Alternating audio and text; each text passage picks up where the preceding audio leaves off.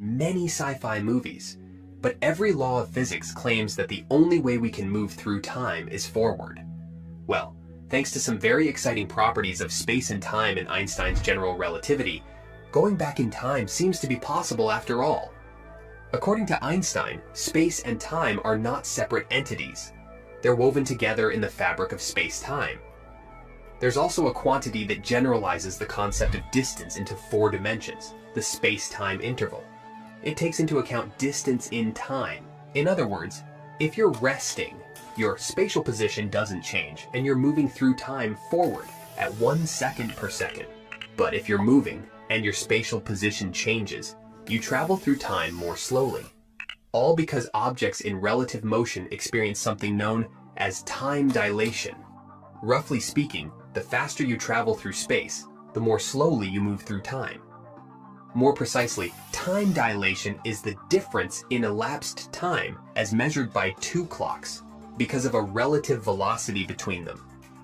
The faster the relative velocity, the greater the time dilation between them, with time slowing to a stop as 1 clock approaches the speed of light. However, keep in mind that we only know about massless objects, such as photons, that travel at the speed of light. Theoretically, if you could move faster than the speed of light, you'd become a tachyon, a hypothetical particle that always travels faster than light. Also, there is the energy-momentum relation that connects energy, momentum, and mass. One can see from that relation that if a particle moves faster than speed of light, then its mass is imaginary. So, this possibility is an unphysical situation, since tachyons don't correspond to anything that exists in our physical reality. However, Einstein thought that going faster than the speed of light wasn't the only way to travel backward in time. Space-time might not be flat and unchanging. It can be curved, can contract and expand, and can even create and maintain a connection between 2 different points within it. This possibility is known as an Einstein-Rosen bridge. If you jumped into one point and your friend jumped into the other, you could meet somewhere in the middle. At the same time, this tunnel wouldn't be passed through, and you wouldn't be able to get out on the other side. Now, try to imagine space-time as a 2-dimensional sheet of paper. If you fold it, 2 points that were previously separated will become connected in this new 2-dimensional world. This property of space-time might be the most important concept of time travel. You probably know this concept under the name of a wormhole. And it's tightly linked to black holes, regions of space containing so much matter and energy that any light emitted from that region, as well as any matter and radiation that falls there, will never escape. And it doesn't matter how much energy it has or how fast it's moving, even if it's the speed of light. Usually, it's assumed that black holes only lead to a central singularity, and if you fall behind the event horizon, also known as the point of no return, there is nothing but destruction awaiting you.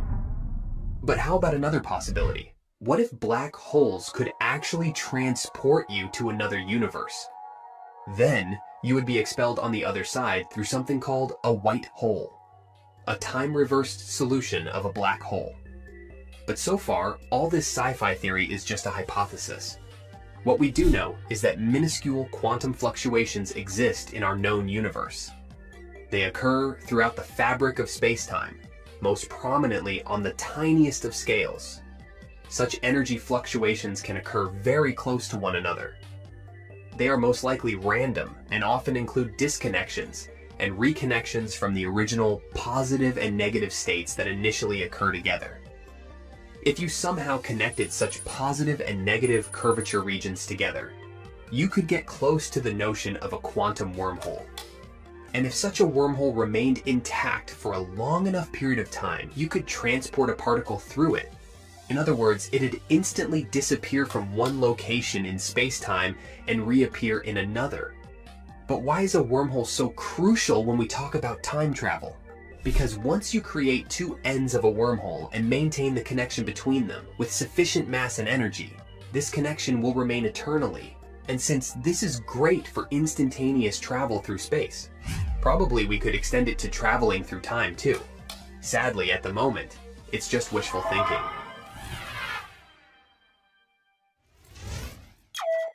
Okay, so you've seen the movies and read the books on time travel. Most of them tell stories about entering some futuristic boxes, and in the blink of an eye, you're in some different epoch. For now, this is just sci-fi. But there are ways to make time travel possible, at least theoretically. We just don't have the technology figured out yet.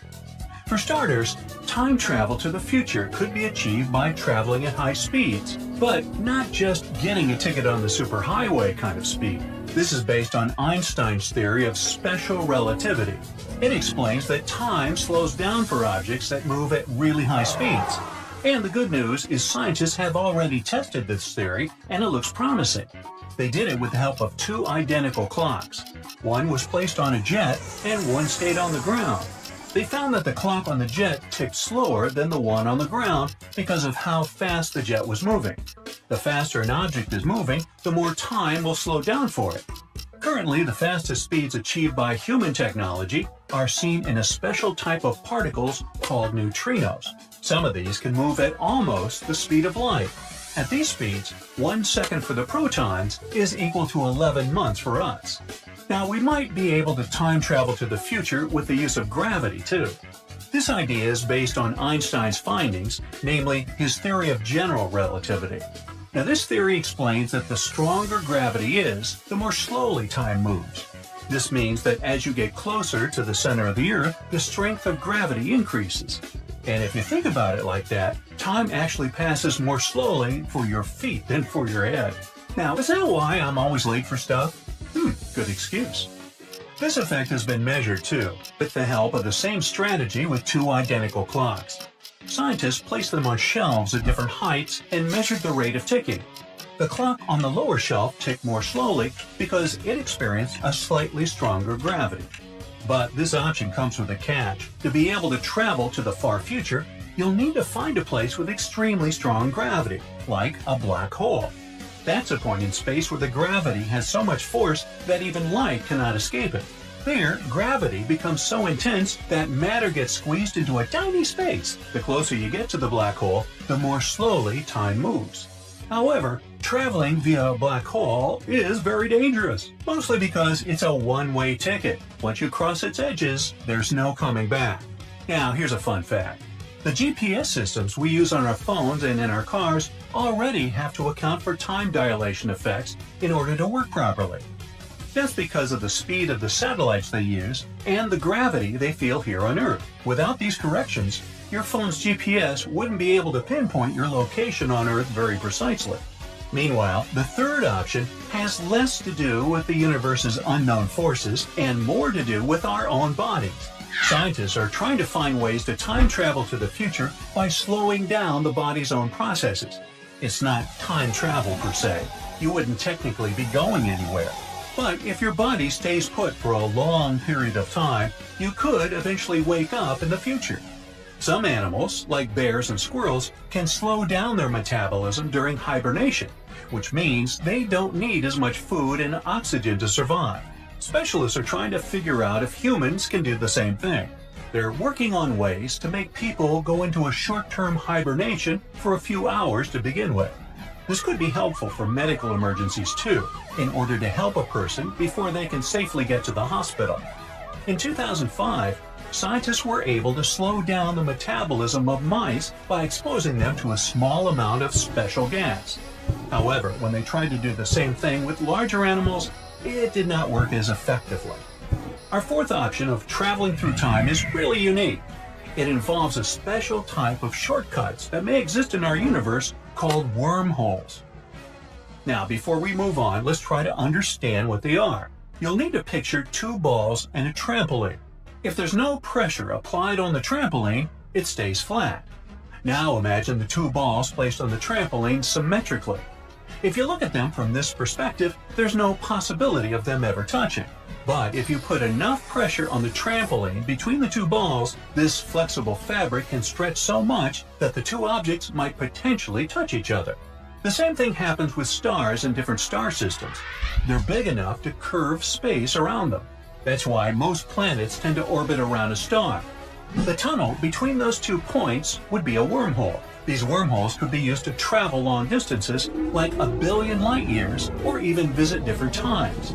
Now, many scientists, like Stephen Hawking, think that wormholes might appear and disappear, but be very small, smaller than atoms. The problem is that we don't know how to catch one and make it bigger so that people can use it. This would take a lot of energy, and we don't know if it's even possible. Some astronomers say that even if we could find a wormhole and enter it, it would rapidly collapse on itself. Even the tiniest bit of extra mass, like that of our bodies, for example, can result in the wormhole slamming shut, like a rubber band that's been stretched too much. Now, the fifth solution for time traveling was proposed by an American physicist named Ron Mallett. It involves one resource that we know for sure is abundant in the universe: light. The scientist proposed a theory about time travel that would use a rotating cylinder of light. He believes that if something was dropped inside this swirling cylinder, it could be moved in both space and time, similar to how a bubble moves when you swirl it with a spoon in your coffee. According to Mallett, the right shape of the cylinder could allow for traveling to both the past and the future. The physicist has been trying to raise money for an experiment to test his theory. This experiment involves dropping tiny particles, called neutrons, through a circular arrangement of spinning lasers. However, other scientists say Mallett's theory is impossible, and there's no need to test it further. Well, even if we eventually figured out a way to travel back in the past or to the future, would it be safe? Scientists have been talking about a problem called the paradox of time travel for a long time. The main question is what would happen if you went back in time and did something that changed the future. However, a new study from researchers from the University of Queensland says that this problem might not be real after all. The scientists have done some calculations and found out that even if you had changed something in the past, the timeline would still end up the same way. Another variation of this problem is called the grandfather paradox. Imagine going back in time and preventing your own grandfather from having offspring. Come to think of it, it automatically means you shouldn't exist in the first place. If your grandparents didn't have your parents, how can you exist at all? Well, these days scientists are certain that even if you did experience something like that, you'd still exist in the present. That's because the timeline that already exists has a way of adjusting itself, regardless of where people are in time and what they do. Or somehow get 1.21 gigawatts in a DeLorean and make like Marty McFly. You of course know that the Earth is bathed in sunlight every day. Every day we flicker different light sources on and off, mechanically, without even thinking about it. But imagine that one day you casually flicker the lights off, fall asleep, and wake up in a completely different era. Let's see how it happened and what it has to do with light. Quantum physics is quite crazy. Classical physics is like a movie projected from start to finish, while the quantum world is like having an ability to take the remote control and manipulate scenes you're watching. Fascinating and mysterious. Let's say you have a regular light switch that can be either on or off. That's like a regular bit in computers, which can be in one of two states, 0 or 1. But in quantum computers, there's a special kind of switch, a switch called a qubit. Unlike the regular bits, a qubit can exist in multiple states at the same time. It can be both 0, 1, and all things in between, like having lights on and off simultaneously. Yeah, our universe has some weird rules. This mysterious property, called superposition, allowed us to do something incredible recently, to reverse time back. At least in a tiny experiment with quantum computers. It's the autumn of 2022. Two groups of scientists, one from Oxford and the other from Vienna, decided to conduct a weird experiment. They played around with a quantum computer to create a program that reverses time. They took a tiny electron and tried to make it go backward for a time for just a fraction of a second. It would be like breaking a billiard ball triangle, where the balls go from order to chaos and then magically reverse. But don't get too excited about time travel yet. Unfortunately, we're not sure if it's possible to recreate it in real life. The scientists cracked some numbers and found out that if we observe 10 billion localized electrons every second for the entire age of the universe, we'd only see something like this happen once. and it would only take the electron back a tiny fraction of a second. So they didn't invent a time machine. They just managed to create this simulation in quantum computers. There's another catch too. The larger the simulation, the more complex and less accurate it becomes. In our experiment, we only used 1 qubit, and we managed to reverse time. In a 2-qubit setup, scientists could reverse time only in 85% of cases. And in a 3-qubit setup, it dropped to 50% with more errors. If we keep adding more qubits, we won't be able to pull this off at all. Plus, the success depends on the amount of information the system can store. For example, teleporting a person would be almost impossible because humans have so much information inside them. So, unfortunately, no time machine so far. But there are some possible uses of this discovery. Reversing qubit states in a quantum computer can help correct errors during development, sort of like a little Control-Z in real life. So it was a tiny step to more exciting discoveries in the future. For example, recently they demonstrated another crazy little thing, send light itself back in time. Now light isn't mere luminary, it has superpowers that we can't even imagine. The ancient Greeks believed that our eyes emitted visionary beams. Sir Isaac Newton proved them wrong hundreds of years later when he conducted his experiments with prisms. The prism broke the pure white light into a beautiful palette, and that's how we found out that light actually consists of tons of different colors. Many years later, scientists learned even more, that light is a wave. And even later, in the 20th century, we discovered the final paradox, that it's both a wave and a particle, a dual existence in one photon. And the more we learn about light, the more crazy things we find. In 2016, scientists managed to freeze the light in time. They put photons, the tiniest light particles, in ultra-cold atomic clouds. Then they managed to stop it, again, for just a moment. But the fact that it's even possible is already incredible. Then scientists got even bolder. They decided to try not only to freeze the light, but to move its direction in time.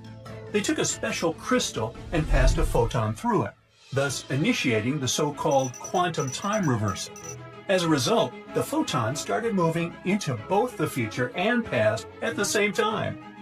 The science magic behind this involves 2 quantum principles, superposition and quantum symmetry. We already mentioned the first one. It allows tiny particles to exist in multiple states at once. Now, the second principle says that even if you flip particles around like a mirror, they'll still follow the same laws. Combining this, scientists crafted a photon that defied the usual forward march of time. But again, it's nothing super fancy yet. This time flip only works for specific particles, not entire humans. And even if it did work for us, rewinding a person even for a second would take a super long time and a lot of energy. But the fact that we can change the light's speed and make it change directions is already amazing. And scientists already see some possible applications to this. For example, Harvard researchers suggest a cool way for spacecraft to zip through space at the speed of light by hitching a ride on supernovas. Usually traveling to other stars takes an insane amount of energy, but these scientists have a wild idea. They think that spaceships could use natural events like hypervelocity stars and meteors zooming from supernovas to reach super-fast speeds. It's kind of similar to how sailing ships catch the wind. Advanced civilizations could use these energy bursts to speed up their spacecraft. Imagine a cool spacecraft with solar or magnetic sails harnessing the power of a supernova boom. These sails could use the pressure of the sun's radiation to work, so that we wouldn't need any traditional engines or fuel. Plus, these sails concepts are much lighter and cheaper to launch into space compared to regular spacecraft. The team is already working on a light sail accelerated by lasers to reach 20% of the speed of light. It might not sound like a lot, but it's actually an insane speed. Their dream is to help humanity make a swift journey to Alpha Centauri in just 2 decades. Isn't it amazing how many things we can do with light, and not just in our imagination? Let's go to more practical achievements. Recently, a Canadian camouflage company called Hyperstealth Biotechnology Corporation has crafted an actual invisibility cloak. The wizardly cloak doesn't need any power source. is as thin as paper and won't break the bank. Hyperstealth envisions a world where this material can cloak people, vehicles, ships, spacecraft, and even entire buildings. It's still in a prototype phase, but it already works pretty well. They name this incredible technology quantum stealth.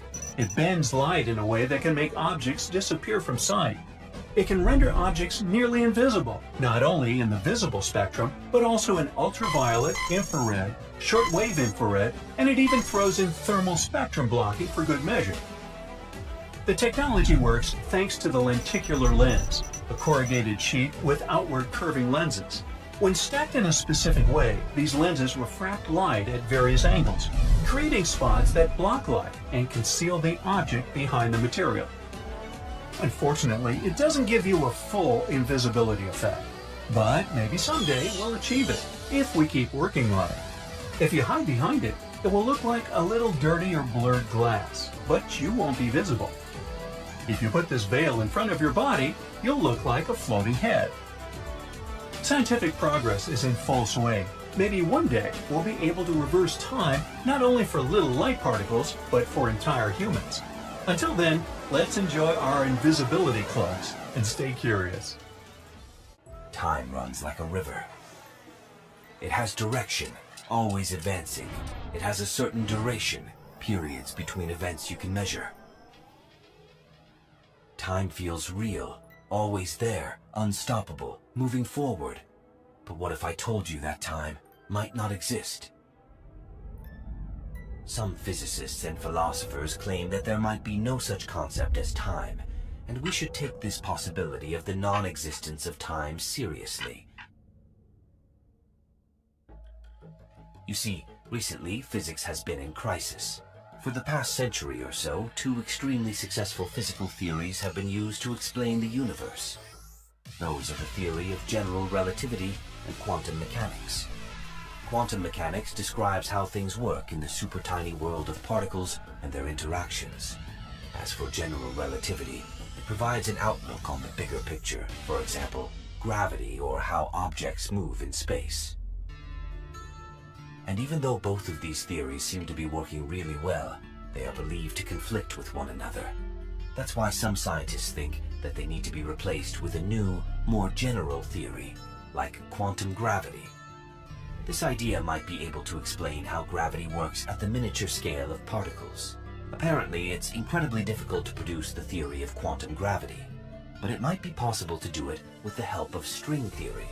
It replaces particles with strings, vibrating in 11 dimensions. But there's one problem. Even though string theories do provide several models describing the universe, they don't make any clear predictions that can be tested by experiments to understand which model is the correct one. There's one more idea known as loop quantum gravity.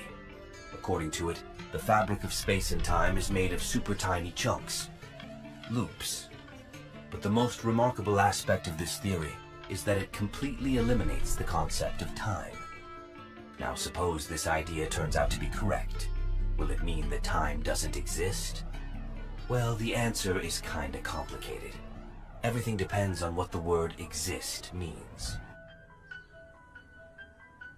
A philosophy professor from Cambridge University claims that the three basic properties of time, a present moment that is special, the flow of time, and its direction, come from our mental states and not from the physical world. So we sense this arrow of time because our minds add a certain subjective ingredient to reality. At the same time, Einstein's theory of relativity supports the idea of the block universe, a four-dimensional space-time structure where time is like space. It has its own coordinates in space-time. Time is tenseless there. Thus, the future and past are as real as the present. Does it mean we're being fooled by our human perspectives? Is the feeling that time passes and has a certain direction false? Well, we can imagine our world as a three-dimensional place where stuff happens gradually over time.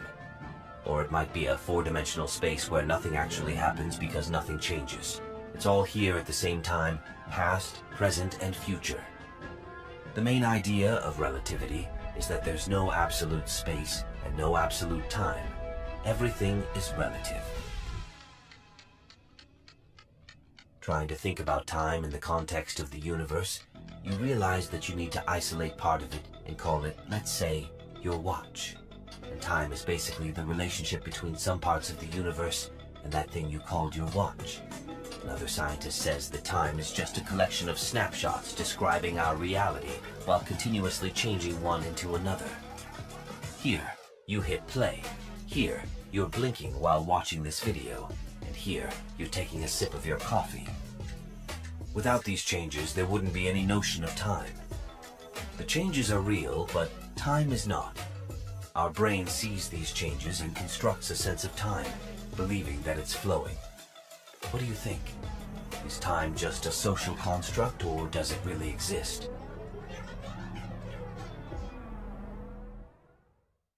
Even though it may seem that science has reached the level where there are no more mysteries left, it's not exactly true. And no modern physicist would dare to assume that our knowledge of the universe is near completion. What are scientists still wondering about? Let's figure it out.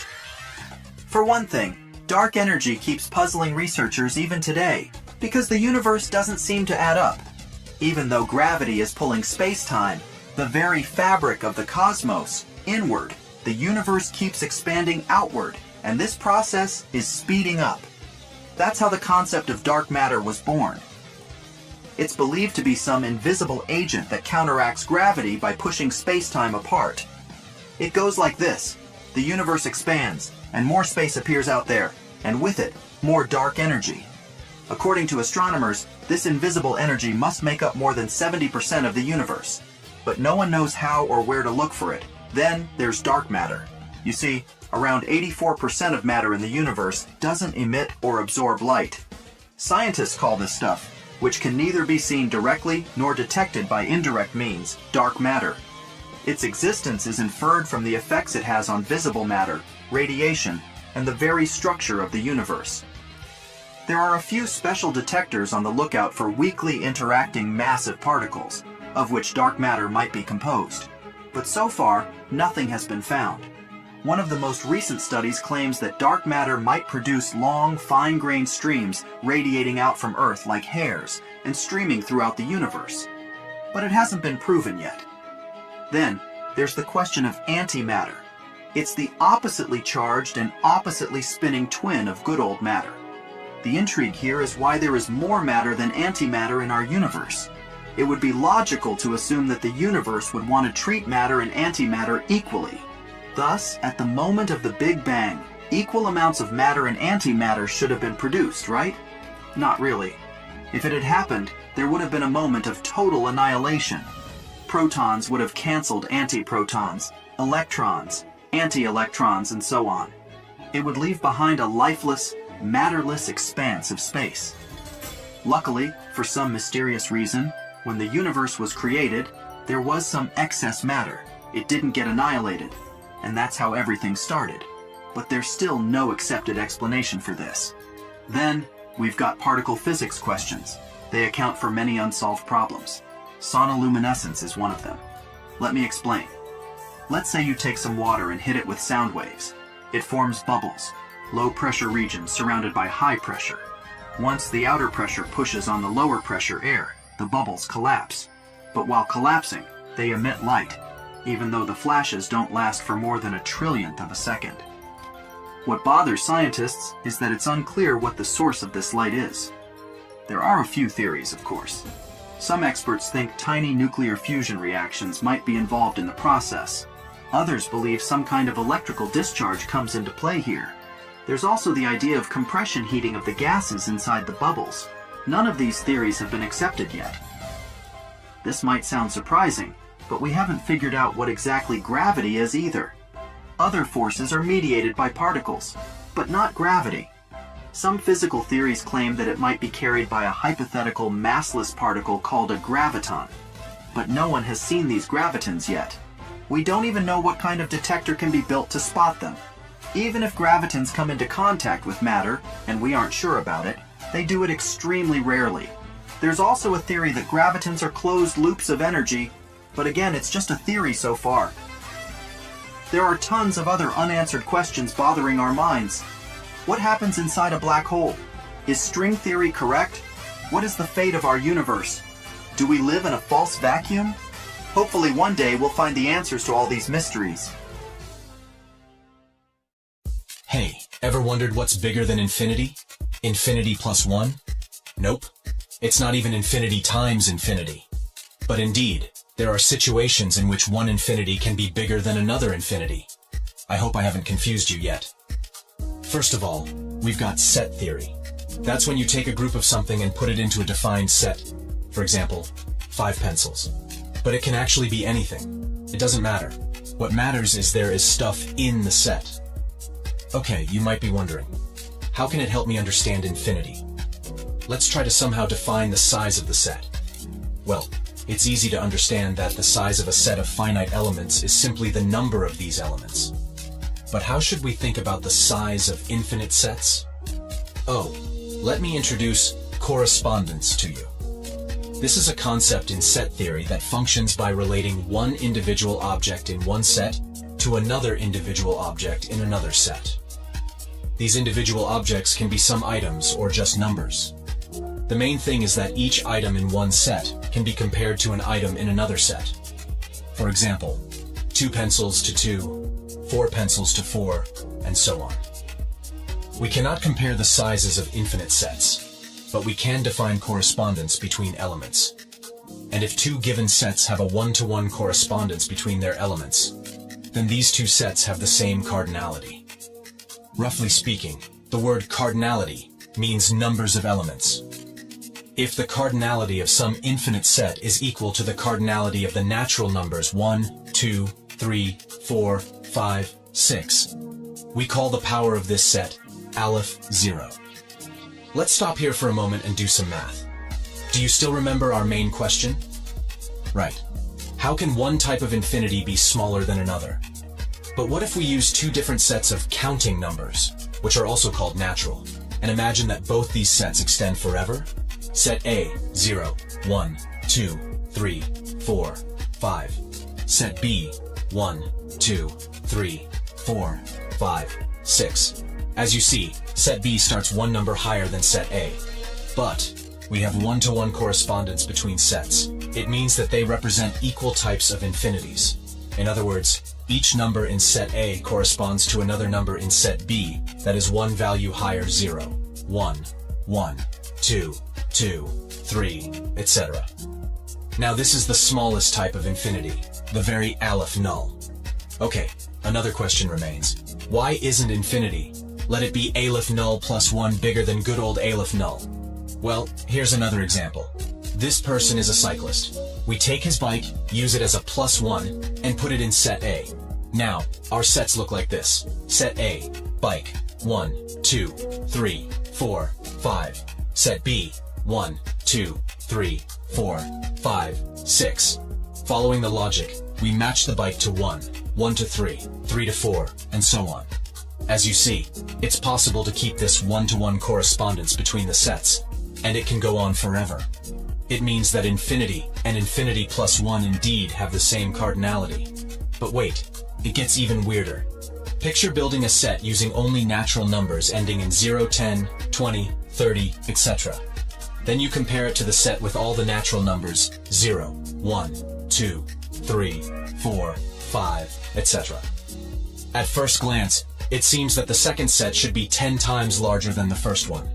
But as far as the set theory is concerned, these 2 sets are equal. Amazing, isn't it? Then how can any infinity be bigger than another one?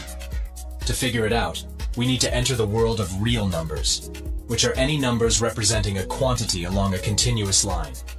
It can be 59, 4.335,081 pi, any fraction that comes to your mind, and so on. Imagine 2 points on a line. Between these very finite points, there's an uncountable and infinite set of numbers. Long story short, just trust us that mathematicians can prove that it's impossible to create a one-to-one correspondence between natural numbers and every possible real number. Here you go.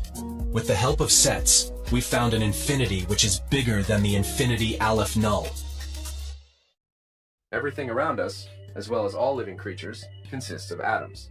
That's what we all learn at school. Atoms come in around 100 types, called chemical elements, and are typically arranged into molecules. We take this fact for granted, but let's say, in the 19th century, the existence of atoms was still hotly debated.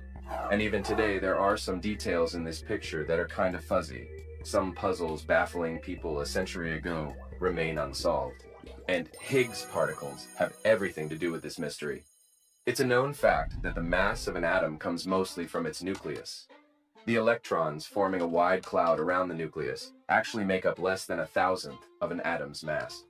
But an atom's size depends mostly on the electron's mass.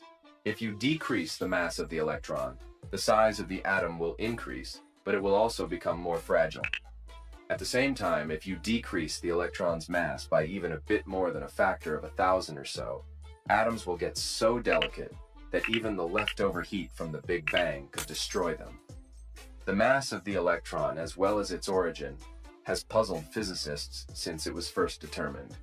Photons, particles that make up light, have no mass at all, but atomic nuclei are made of quarks that do have mass. And there's also evidence that neutrinos, those elusive particles streaming from the sun, have tiny masses too. But then, why do electrons, quarks, and neutrinos have mass while photons don't? To explain it, researchers needed fresh ideas, and in the early 1960s, a possible solution was found: the Higgs mechanism.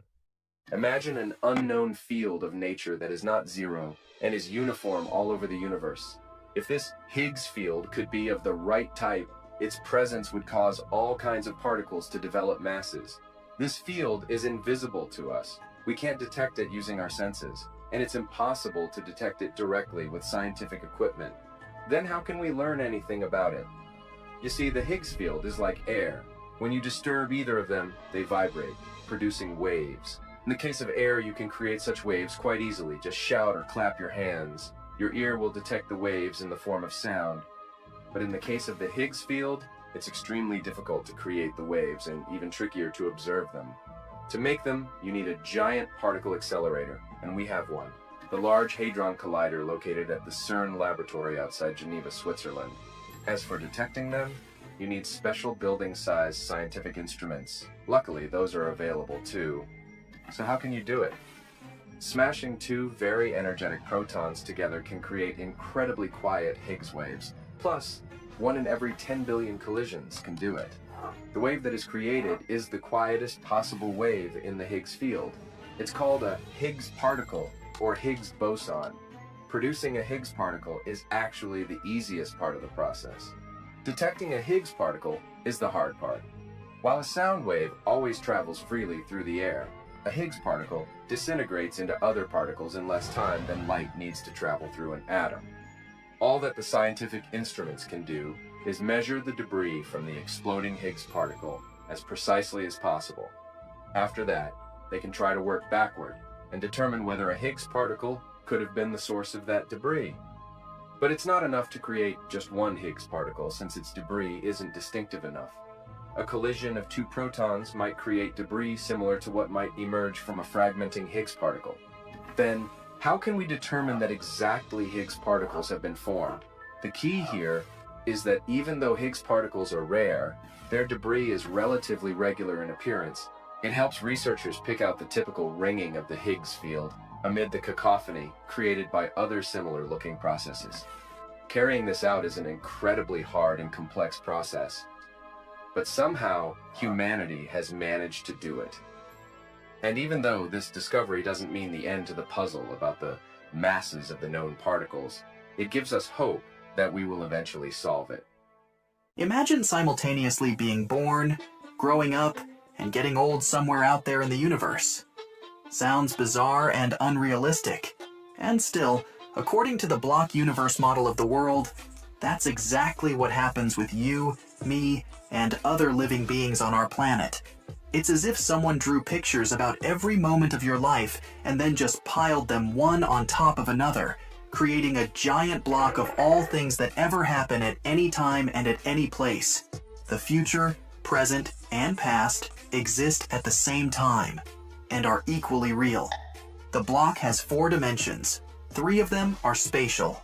Its length, width, and height. there's one more: time. To make it easier, let's picture our world as a cuboid, which is basically a three-dimensional rectangle. Its height and width represent two of the three spatial dimensions of the universe. As for the third spatial dimension, we'll replace it with time. At one end of the cuboid, we'll drop the Big Bang, and at the other, there will be the end of the universe. Let it be a big crunch. Our cuboid is filled with every single event that ever happens. Even this moment, when you're watching this video, exists somewhere in the block. Now, we perceive today as the present, yesterday as the past, and tomorrow as the future. From this perspective, it seems that time passes. But in the block universe, time doesn't flow. There's no specific present moment since the notions of the past and future are relative. You see, we are always located wherever we are, which means that everyone remains in the present. But the block universe theory doesn't deny the notions of earlier than and later than. These relations remain no matter what, and regardless of where anyone is located. For example, Molly the mammoth is located earlier than Marcus the tiger.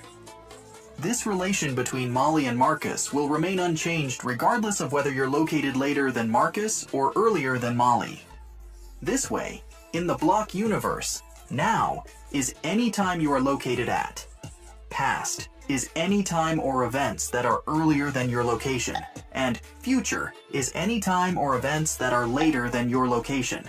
It sounds like in the block universe, we could travel in time since it's just another dimension. Well, it could be true, but of course, things just have to be more complicated than that. Traveling in time is way more difficult than traveling in space, but it's not impossible if you travel very, very fast. Traveling at extremely high speeds results in time dilation. We can travel into the future at a reasonable percentage of the speed of light, and to get to the past, we can use wormholes, shortcuts through space-time. But if we can travel in time in the block universe, can we change the past? Not really, because if you do, it'll create a contradiction. Keep in mind that, in this universe, the past is the same as the present or the future. What is past to you is future to someone else. And when traveling to the past, you're going to someone else's future. In the past, you'll act just like you do in the present, but you won't be changing the past. All your actions are already predetermined in the block universe. At the moment of the Big Bang, it's already clear that at one point, you'll travel to the relative past. Just like what you do tomorrow makes tomorrow the way it is and has always been. What you do in the past makes it the way it is and has always been. The events in the block universe do not change.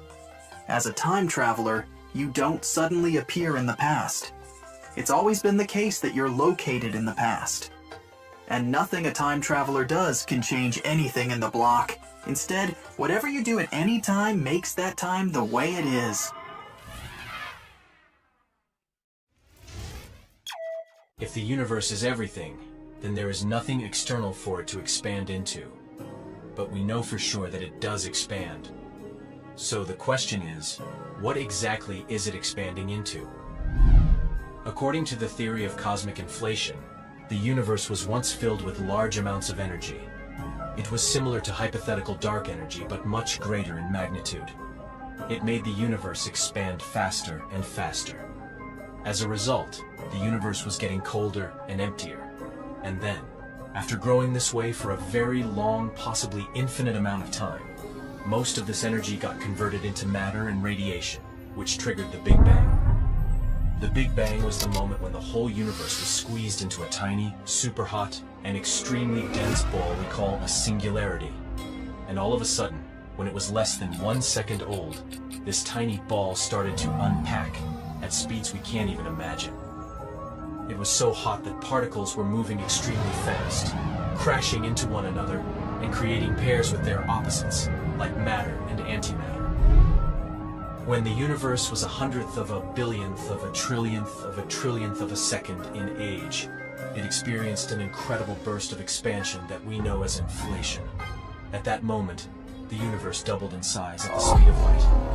and after that, it doubled in size at least 90 more times, growing from a subatomic-sized formation to a Gulf-sized structure almost instantly. After this burst of inflation, according to NASA, the growth of the universe continued, but it slowed down. As the universe kept expanding, it started to cool down, and matter formed. 1 second after the Big Bang, and the universe was already filled with neutrons, protons, electrons, anti-electrons, photons, and neutrinos. If we somehow managed to observe the universe when it was just a trillionth of a second old, we'd see that it was the size of Earth's orbit around the Sun. When the universe was a mere 1 second old, it was too hot for nuclear fusion to occur. At that time, its radius was just 10 light years, which is enough to enclose the 9 nearest star systems we know about. When the universe was 1 year old, it was smaller than our home galaxy and unbelievably hot. Finally hot enough to start nuclear fusion. When the universe was 3 years old, it was roughly the size of the Milky Way galaxy. When matter started to dominate radiation, which happened when the universe was around 10,000 years old, the size of the universe was about 10 million light years. It would be easy to think of the Big Bang and the resulting expanding universe as an ordinary explosion, where everything is expanding from a central point. But it's not a good analogy. There's a better one. Look at the surface of an inflating balloon. It'll be a two-dimensional equivalent of our three-dimensional universe. The balloon fabric will be space. These dots marked on its surface will represent galaxies. You see, they're moving apart as the balloon expands, but it happens only because the fabric, representing space itself, is expanding. The galaxies aren't moving on their own, and there's no central point for the expansion. The balloon is expanding into the third dimension, and that's where the analogy is getting trickier. Does it mean that our universe is expanding into some higher dimension? If there's no larger multiverse and our universe is all there is, then there's nothing outside of it. Not even a vacuum, which is still part of space. It means there's no point in asking what the universe expands into. If there was a two-dimensional being on the surface of our expanding balloon, they would be able to observe all distances in its surface 2D world getting larger. But they wouldn't see the third dimension into which the balloon is expanding. The same goes for us, three-dimensional creatures. We see the distances between galaxies growing, meaning the inflation of space, but we can't perceive additional space dimensions into which the expansion is moving beyond our three. Even if space is indeed expanding into some higher dimension, our current knowledge of physics doesn't allow us to find out anything about it. It's likely to be beyond our comprehension. We finally know when Earth will cease to exist. It'll happen when the Sun enters its red giant phase. Are we going to survive long enough to witness it all? Let's figure it out. In 5.4 billion years from now, our star, which is a yellow dwarf at the moment, will run out of hydrogen in its core. The Sun's core will heat up and become denser, causing the star to grow in size and turn into a red giant. The expanding Sun will get so huge that it'll encompass the orbits of Mercury, Venus, and probably Earth. Even if our planet survived being consumed on the spot, it'd still end up so close to the heat of the newly born red giant that it'd scorch our planet. No life would be able to survive there. At the same time, there might be another outcome. As the Sun expands, Earth's orbit might change too. You see, when our star reaches the final stages of its stellar transformation, it will lose unimaginable amounts of mass through extremely powerful stellar winds. It'll keep growing and losing mass, making the planets of the solar system spiral outward. So can it help Earth escape its dooming grasp? According to astronomers' calculations, our planet will not survive the expansion of the Sun in any case. By the time our star reaches its largest radius, which is going to be 256 times its current size, it'll be down to a mere 67% of the mass it has now, and the expansion process will be very rapid. The Sun will sweep through the inner solar system in only 5 million years. At one point, it'll enter a short helium-burning phase, which will last around 130 million years. During this time, it will expand beyond the orbit of Mercury. After that, the Sun will swallow Venus. By the time our star approaches Earth, it will be already losing as much as 8% of Earth's mass every year. Speaking of our planet's chances, we've got some kind of a good news, bad news situation on our hands. The bad news is that our planet won't be able to live through the expansion of the star.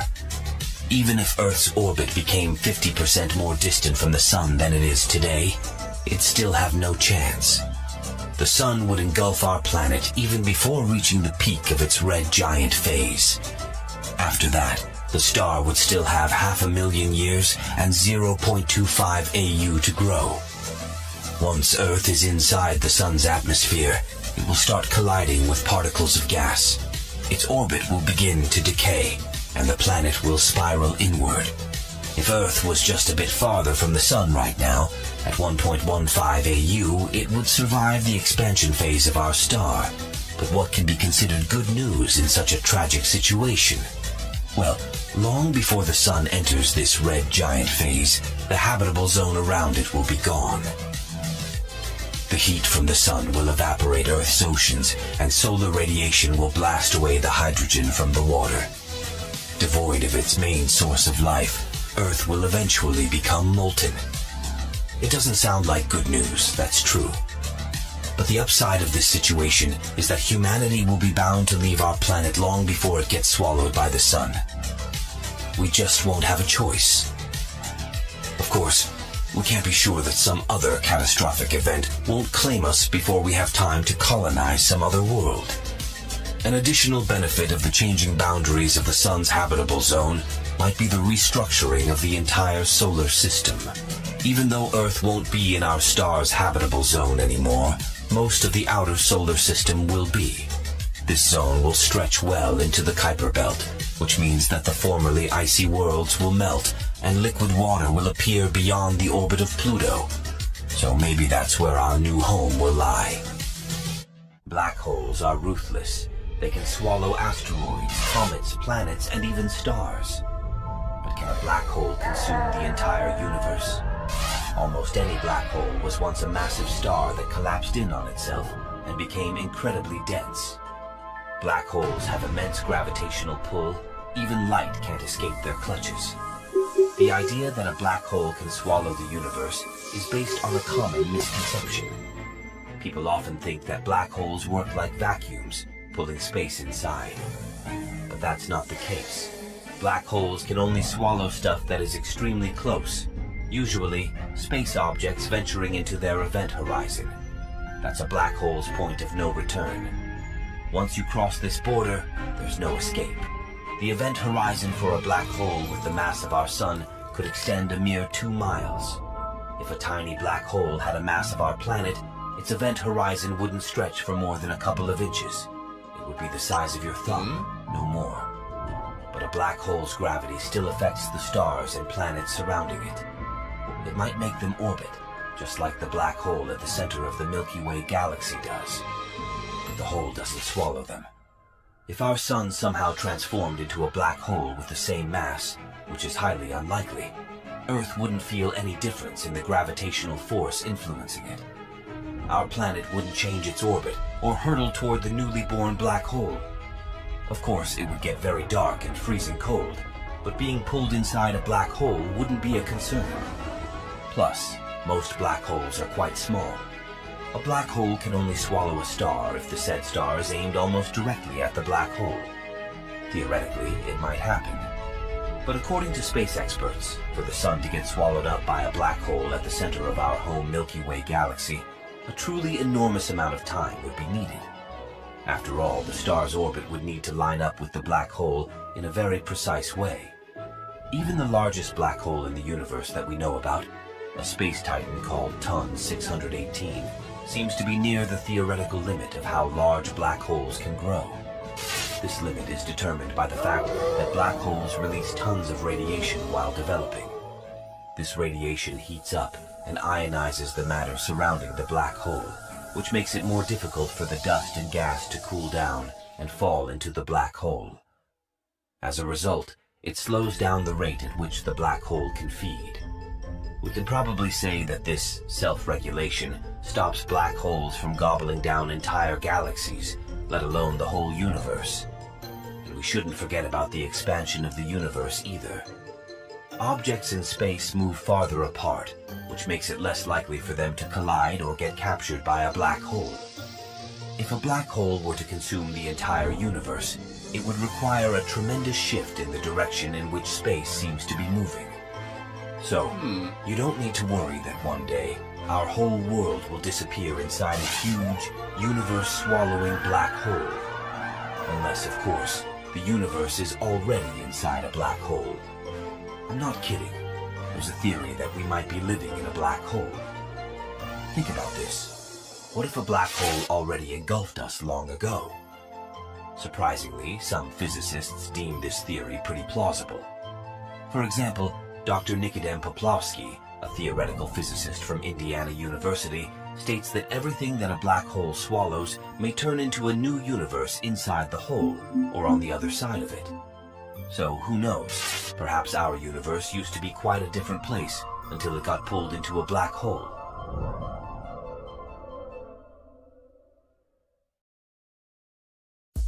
Before J. Robert Oppenheimer ended up as the leader of the Manhattan Project, he was one of scientists studying nuclear physics under some of the most extreme conditions you can only imagine.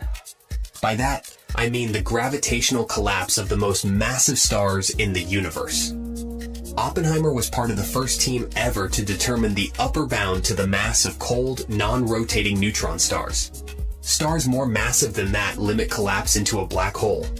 A star is an enormous collection of mass, dominated by hydrogen and a substantial fraction of helium, as well as some amounts of other elements. Its ginormous force of gravity works non-stop to pull all that mass inward. And the question here is, why don't such objects gravitationally collapse? For example, a star like our Sun has around 300,000 the mass of Earth. At the same time, it's only about 1/4 as dense as our planet. There must be some kind of internal force generated within the star itself and pushing back against gravitation. Scientists have been studying stellar evolution for many years. And here's the basic picture. In the majority of stars, pressure comes from thermonuclear reactions, due to which stars glow. In thermonuclear reactions, light elements are converted into heavier ones, and energy is released. When a star is running out of light elements, it has two options: to become a red giant and then a white dwarf, or to explode as a supernova and then become a neutron star or black hole. Most astronomers eventually came to the conclusion that under the extreme pressures and temperatures, a series of nuclear reactions could occur, leading to hydrogen nuclei getting converted into helium nuclei, releasing energy in the process. This released energy would provide huge amounts of outward radiation pressure, allowing most stars to shine for extremely long periods of time and holding them up against gravitational collapse. But unlike most scientists working on this problem, Oppenheimer was more interested in another aspect.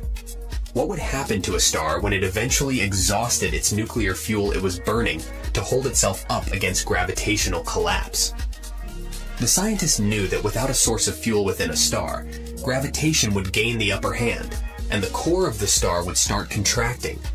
There wouldn't be enough time for heat to be exchanged between the interior and exterior environments, and the same amount of heat would get compressed into an increasingly smaller volume. Today, we know that increasing the temperature of the helium-rich core of a giant star will release more energy than fusing hydrogen into helium, and stars as massive as the Sun eventually initiate helium fusion. But what happens when a star runs out of helium fuel in its core? Eventually, it'll stop emitting radiation too. The core will begin to contract, heating it up even more. Some stars, like the Sun, can't heat up enough to start any further nuclear burning reaction. So the core, mostly made of such elements as carbon and oxygen, contracts and contracts until there's no way to do it further. After all, there's a limit to how far a star can contract, and it's set not by the thermal radiation pressure of a living star, but by a certain quantum mechanical effect. No two electrons, an example of a type of particle known as a fermion, can occupy the same quantum state. That's why such types of stellar remains can hold themselves up against gravitational collapse. These remnants are physical objects nowadays known as white dwarfs, with higher temperatures and densities at their cores than at the exteriors. Still, there must be a limit to how massive a white dwarf can be. Beyond a certain mass, the size of this space object might be predicted to collapse to zero.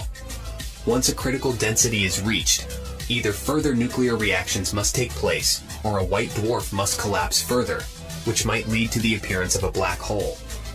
Oppenheimer chose to dwell on a different aspect of the problem, though. He asked, what would happen to the most massive stars, those whose temperatures and densities rose to unbelievable heights after they had burned through both their hydrogen and helium fuel sources?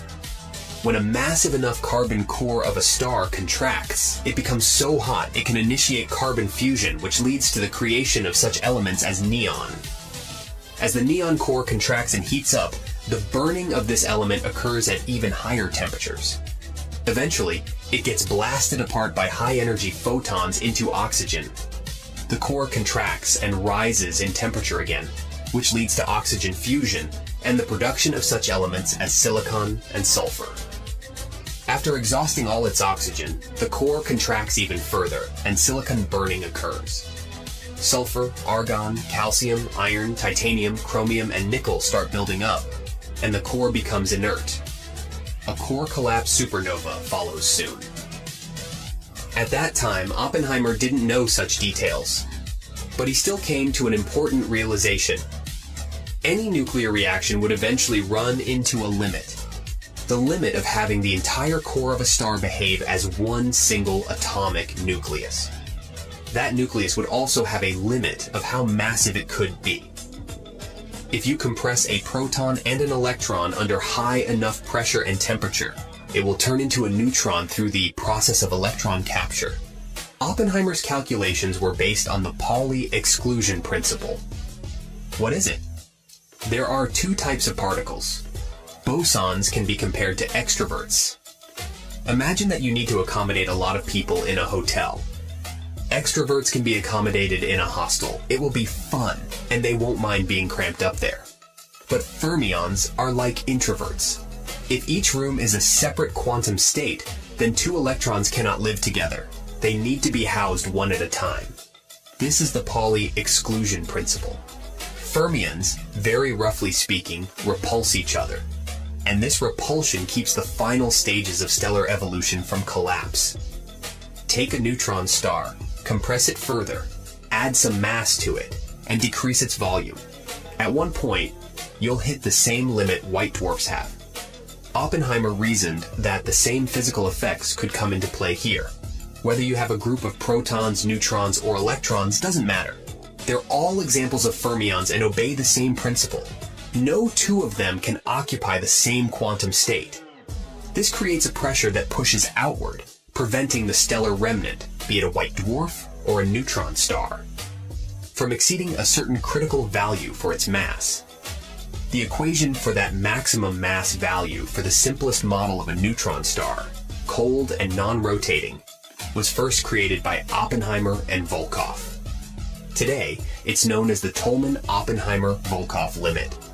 According to it, the maximum possible mass for a non-rotating neutron star is somewhere around 2.2 to 2.9 solar masses. How do modern-day predictions that developed out of Oppenheimer's work stack up to the observations we have for neutron stars? Actually, very well. For example, the most massive neutron star with accurate distance and mass measurements is this millisecond pulsar. Although it rotates rapidly, it has a mass of 2.08 solar masses. In 2017, astronomers saw the first merger of two neutron stars ever. The combined mass of the stars taking part in the merger was around 2.75 solar masses. Those stars briefly formed a neutron star before collapsing into a black hole. And finally, in 2019, the second merger of two neutron stars was observed. But in this case, the combined mass of the two stars was around 3.3 to 3.7 solar masses. This time, the post-merger remnant turned straight into a black hole with no neutron star intermediary.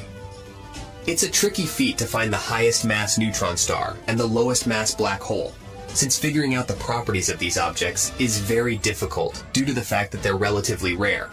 Plus, they're mostly located thousands of light years away from us and aren't known for being bright. Still, with constantly improving pulsar timing technology, the discovery of new neutron stars within the Milky Way, as well as neutron star mergers, sounds more realistic. Soon, we might discover where the neutron star / black hole mass limit lies. As for Oppenheimer, his most lasting contribution to the world might be developing a method for theoretically understanding the upper mass limit that defines the boundary between a black hole and a neutron star. Please subscribe to my channel, Quantum Dataverse. Thank you.